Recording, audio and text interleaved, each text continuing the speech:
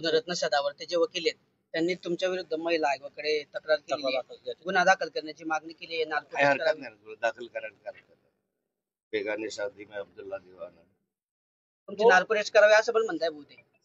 आता ते काय म्हणतील त्याला काय, मोठा माणूस आहे, विद्वान आहे, थोडंसं विद्वान माणसाविषयी रिमार्क करणं मला लहान माणसाला शोभेचं नाहीये. मी वारंवार सांगितलं की मी केलेलंच नाही विधान. काल की आता बघू आता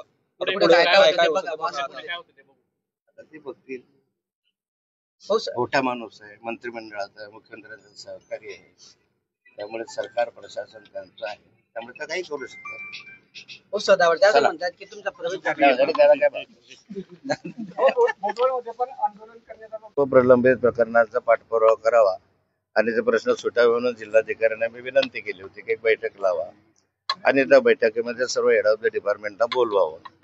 त्यानुसार आता जिल्हा परिषदेचे जे विषय होते त्यामध्ये आमचं वडोदा ग्रामपंचायत होती, गोटा ग्रामपंचायत आहे, गानखेडा ग्रामपंचायत आहे, याच्या संदर्भातले काही भ्रष्टाचाराचे विषय होते. नंतर काही विभाजन ग्रामपंचायतीचं झालेलं आहे, त्या विभाजनाच्या प्रस्तावाचं होतं. बोरखेडा ग्रामपंचायत मुक्ताईनगर तालुक्यातलं, नंतर पळसखेड्याचं विभाजन झालं, त्याच्या संदर्भातला एक विषय होता. आणि या सगळ्या विषयांच्या संदर्भात जिल्हाधिकाऱ्यांची चर्चा करून मंत्रालयामध्ये काही GRच्या संदर्भामध्ये आम्ही चर्चा केली.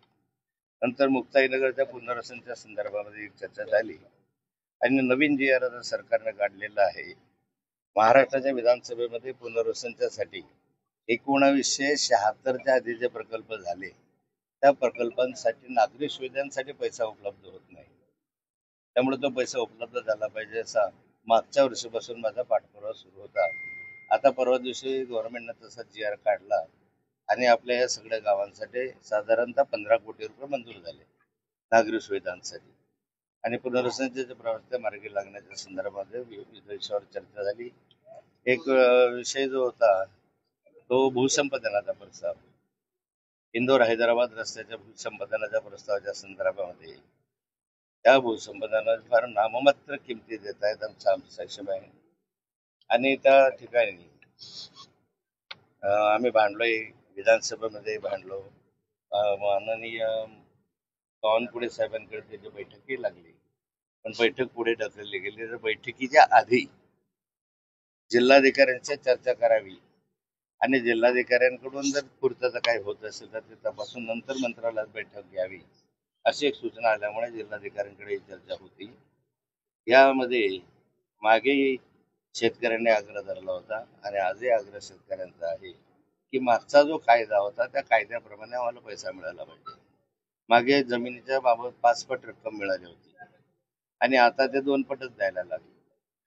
मग आता या 5 पट रकमेमध्ये मागे धरणांचे कामं झाले, अन्य झाले, त्याच्यामध्ये 5 पट रक्कम मिळत होते. अगदी आपले पाटबंधारे मंत्री जे मागे माझी आहेत, म्हणजे जे आहेत आताचे, त्यांनी पण त्या ठिकाणी एका धरणाच्या संदर्भामध्ये जमीन विकत घेतली.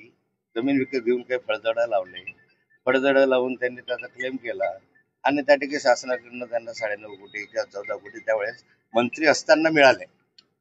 म्हणजे जमीन त्यांनी नंतर विकत घेतली.